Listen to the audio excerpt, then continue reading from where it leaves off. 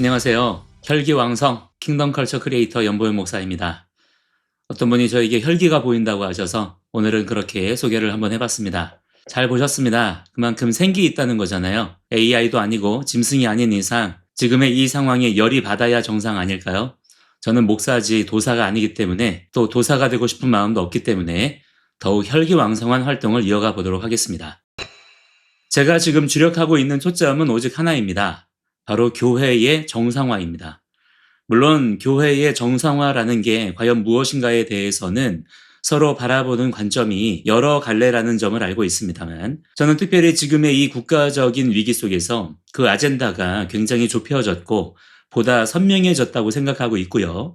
지금이 한국교회가 제대로 방향 설정을 할 수 있는 어쩌면 마지막 골든타임이 될 수도 있다는 생각을 합니다. 특히 그동안 한국교회가 외쳐왔던 복음의 본질에 대해서 저는 굉장히 많은 왜곡과 변질이 있었다고 생각하고, 사실상 그로 인해서 지금의 이러한 상황에까지 이르게 되었다고 생각하기 때문에 지금의 이 위기를 통해서 한국교회가 복음의 본질에 대해 새롭게 자각하게 되고, 우리가 지금 이 시대 가운데 복음의 증인들로서 과연 세상 속에 어떤 메시지를 전해야 하고 실제적인 교회와 성도의 역할이 무엇인지에 대해서 진지하게 고민하고 회복할 수 있는 그런 시간들이 되어야 한다고 생각합니다. 왜냐하면 지금 우리가 경험하는 모든 상황들이 그동안의 한국교회, 기독교가 방향 설정을 잘못했다는 분명한 증거가 된다고 생각하기 때문이에요. 특히나 그런 관점에서 교회 안에 여전히 공존하고 있는, 누군가는 심지어 포용해야 된다고도 말하고 심지어 예수님이 그 시초라고까지 말하고 있는 좌파 이데올로기의 척결과 결별이 가장 중요한 최우선 순위라는 말씀을 드리고 싶은 겁니다. 저는 이 사안을 단순히 정치적인 이슈로 국한해서 보지 않았으면 좋겠어요. 아니, 그렇게 하면 안 돼요. 자꾸 정치를 다른 카테고리로 여기는 인식이 뭔가 제대로 된 이해와 접근을 방해하는 것 같다는 생각을 합니다. 그래서 저는 일부러 정치를 위해 기도합시다, 이런 표현도 잘 안 쓰려고 하거든요. 이런 표현 하나가 잘못된 메시지 인식을 심어줄까봐. 우리가 어떤 상황을 설명하거나 깊이 이해하기 위해서 정치라는 용어를 일부러 그렇게 사용을 할 뿐이지, 우리 삶 속에서 정치가 정확히 딱 구분되지가 않아요. 나는 정치에 관여하지 않을 거야, 나는 정치가 싫어, 이렇게 말한다고 해서 자기 삶 속에서 정치라는 부분만 딱 도려낼 수 있는 방법은 없잖아요. 우리가 호흡하고 먹고 사는 모든 문제가 전부 다 정치 상황을 통해 결정되고 달라지지 않습니까? 그리고 그 실제적인 정치적 메시지가 좌파냐 우파냐라고 하는 실제로 존재하는 정치적 이데올로기에 의해서 극명하게 차이가 벌어지는 것이기 때문에 이에 대해서 이해하는 것은 대단히 중요하다고 생각해요. 많은 분들이 걱정하시는 것 중에 하나가, 우리가 이렇게 정치적 용어들을 가지고 얘기하면 우리의 신앙이 오염되고 이것 때문에 복음이 변질되고 교회가 이것 때문에 세속화될까봐 두려워하시는 것 같은데, 저는 오히려 그 반대라고 생각합니다. 그동안 교회가 변질되고 썩어왔던 이유는 진리의 생수가 교회 안에 고여 있기만 해서 그래요. 성경에서 생수라고 하는 개념은 흐르는 물입니다. 반대로 고여 있는 물은 죽은 물, 썩은 물이에요. 지금까지 제가 주로 보아온 교회의 모습은 우리가 진리라고 말하는 것들을 교회 안에서만 얘기하고 교회 안에서만 이해하고 적용하려 했어요. 복음이라는 것을 단순히 교회로 사람들을 모으고 교인들을 교회 안에 결집하기 위한 수단처럼 그렇게 이해되어 온 부분들이 훨씬 더 많다고 생각합니다. 그 단적인 예가 일단 그 흔한 전도지를 보면 알 수 있고요. 매주 전해지는 설교의 제목, 내용들을 보면 알 수 있어요. 그 범주를 크게 벗어나지 않거든요. 그러면 사람들은 그게 기독교의 전부인 줄 압니다. 많은 경우에 교회들은 오히려 진리를 감춰왔어요. 그렇지 않나요? 성경에 기록된 수많은 말씀들을 단 몇 구절만으로 함축시켜버리고 마치 성경 전체가 그것만 얘기하고 있는 것처럼 그렇게 얘기해 왔단 말이죠. 그 증거는 아이들에게 물어보시면 됩니다. 일반 교인들에게 인터뷰해 보시면 돼요. 또는 세상 사람들이 교회를 어떻게 인식하고 있는지 물어보면 됩니다. 저는 몇 년 전부터 이런 일들을 감지하고 실제로 그 인터뷰들을 여러 차례 해왔어요. 다 똑같은 얘기를 합니다. 우리나라의 획일적인 공교육에 다져져서 그런지 몰라도 다른 교회, 다른 지역, 다른 연령임에도 불구하고 대답들이 다 똑같아요. 그 내용을 저는 이렇게 정리했습니다. 예수님을 좋게 생각하면 죽은 뒤에 내 영혼이 좋은 데 간다. 거의 대부분 이 정도의 수준을 크게 벗어나지 않아요. 이게 교회가 말하는 실제로 그들이 전해 들은 복음의 내용이라는 거예요. 물론 그렇지 않은 분들도 있겠죠. 더 훈련 받으신 분들, 더 진지하게 신앙생활 하신 분들, 본인이 성경을 부지런히 읽고 계속해서 진리를 알고자 하시는 분들이라면 아마 대답하시는 내용과 차원이 많이 다를 거예요. 그런데 비율로 볼 때 그렇게 많지는 않더라는 거죠. 자, 이거는 아주 심각한 문제가 됩니다. 이런 버전의 기독교는 없어요. 이건 그냥 이교입니다. 그런데 우리는 이런 신앙마저도 그냥 용인하고 있어요. 저는 그 원인이 뭐라고 생각하냐면 아까도 말씀드린 것처럼 진리의 생수를 우리가 받았는데 교회 안에 고여있게만 만들어서 썩어버렸다. 그래서 우리 스스로도 마실 물이 없는 거예요. 그러니까 그 사이로 세상에 마실 만한 물들이 교회 안으로 들어왔다는 거죠. 그런데 그 물들, 그 메시지들이 다 뭐냐? 세상의 모든 메시지는 반드시 그 기반이 되는 이데올로기, 이념, 사상이 있단 말이죠. 그리고 그 메시지는 반드시 둘 중에 하나예요. 성경적이냐, 반성경적이냐.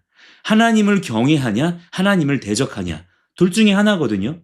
그런데 교회가 생수를 세상에 전혀 공급하지 못하고 있는 상태에서 세상의 메시지들이 어떻게 되어 있겠습니까? 반성경적 사상들, 체계들, 이데올로기로 채워질 수밖에 없는 거 아니겠습니까? 전혀 이것은 억지스러운 주장이라고 생각하지 않아요. 물론 기독교인이 아니라면 이것에 대한 이해 자체가 어려우실 수는 있겠죠. 그렇지만 기본적으로 기독교인들이라면 이런 사고가 그렇게 억지스럽거나 궤변은 아닐 거라고 봅니다. 그렇기 때문에 제가 말씀드리는 솔루션은 사실 너무 간단해요. 지금 우리 안에 들어와 있는 세상의 메시지들, 이거를 먼저 제대로 인식하고 이것을 걷어내자. 그런데 그것들을 좌파 이데올로기라고 일단 규정하는 거예요. 말만 그렇게 하는 게 아니고 실제로도 그렇습니다. 아니 진짜 좌파 이데올로기의 어떤 부분이 그렇게 매력적이어서 그걸 그렇게 사수, 보존, 간직하려고 하세요. 하나님을 알지 못하는 사람들이라면 충분히 얼마든지 그럴 수 있다고도 봅니다만 하나님을 믿는다는 분들이라면 절대 좌파 이데올로기에 동조할 수가 없는 거거든요. 좌파 사상가들이 아예 대놓고 우리는 하나님 싫다 그러는데 예수님이 좌파의 시초라는 말은 또 어디서 배워가지고 그런 진짜 신성모독적인 말을 하고 그러시는지. 우리 주님 다시 오셔서 하나님의 나라, 하나님의 통치가 시작되면요. 그 나라에는요. 좌파, 우파, 진보, 보수 이런 개념 없습니다. 하나님의 나라는 그러면 보수, 우파냐? 이렇게 반문하시는 분들도 계시던데 그건 하나님의 나라를 오해하셔서 그래요. 하나님의 나라에는 당연히 퇴보, 좌파, 보수, 우파 이런 거 없지요. 오직 말씀의 법만 있고 예수님의 직접 통치만 있죠. 그러나 그때까지는 물론 완벽하진 않지만 최소한 우리의 신앙의 자유를 지키고 말씀의 가치를 보존할 수 있는 유일한 정치 시스템은 보수 우파 사상밖에 없는 것이다. 이 점을 이제는 받아들이셨으면 좋겠다는 겁니다. 좌파 이데올로기는 종교, 즉 기독교를 말하거든요. 기독교를 아편으로 생각한다니까요. 아편이 뭔지 아시죠? 마약이잖아요. 그게 좌파 사상의 인식이에요. 기본적으로 좌파 사상은 기독교를 그냥 대놓고 싫어해요. 그들이 말하는 모든 법안과 정책과 사상들 하나하나가 성경이 말씀하는 개념과 정반대라니까요. 그래서 낙태를 합법화해서 태아살인을 조장하고 동성애를 인정해서 정상적인 가정을 파괴하고 온갖 변태 성욕자들에게 특권을 줘서 여성과 아이들의 인권을 위험하게 하고 남자와 여자를 자꾸 막 갈라치게 하고 그러잖아요. 제가 과장되게 말하거나 지어낸 얘기가 아니라 모든 나라의 좌파들이 동일하게 추진하는 입법들과 정책들이에요. 심지어 마약 수사도 못하게 하잖아요. 우리나라 지금 마약, 약물 오남용 심각합니다. 그런데 이거 수사 다 못하게 하잖아요. 희한하게도 좌파 정권이 들어선 국가들마다 마약을 합법화해요. 그 심각한 부작용을 다 겪었던 서유럽과 미국 같은 나라들이 그래서 지금 보수 정권으로 다 돌아서고 있는 거 아니겠습니까? 좌파 이데올로기의 방향성은요, 규제를 강화해요. 이건 어느 나라나 다 마찬가지입니다. 이데올로기가 같아서 그래요. 그래서 큰 정부를 추구하고 언론을 검열하고 개인 사생활도 검열하고 이게 지금 우리나라 민주당만 벌이는 어떤 해프닝, 실수 같은 게 아니라 그게 좌파 이데올로기의 기본적인 사고 체계예요. 좌파 정권은요, 세금도 많이 물려요. 왜요? 가진 사람들 거 빼앗아서 나눠줘야 되니까. 그러면 부자가 되고 싶겠어요? 안 되고 싶겠어요? 여러분은 부자가 되고 싶으세요? 가난한 사람이 되고 싶으세요? 여러분의 자녀가 부자가 되었으면 좋겠습니까? 가난하게 살았으면 좋겠습니까? 좌파 정권에서는 부자 되는 순간 망하는 거예요. 기업들 다 떠나고 외국 기업들이 우리나라에 투자하고 싶겠습니까? 그게요, 모든 사회주의 국가들, 좌파 정권이 들어선 국가들이 동일하게 겪고 있는 현실의 문제들이라고요. 자, 그에 반해서 보수 우파의 기본 사상은 뭐냐면 생명의 가치를 존중합니다. 자, 이게 일단 최우선이에요. 그래서 보수 정권일수록 낙태를 반대합니다. 생명보다 더 소중한 것은 없으니까요. 마약 수사를 그래서 강화하는 거예요. 마약은 국민의 생명을 직접적으로 해치거든요. 국가 안보를 철저히 하고 주적 개념이 명확합니다. 국민의 생명과 재산을 보호하는 게 중요한 가치거든요. 뿐만 아니라 개인의 자유를 보장합니다.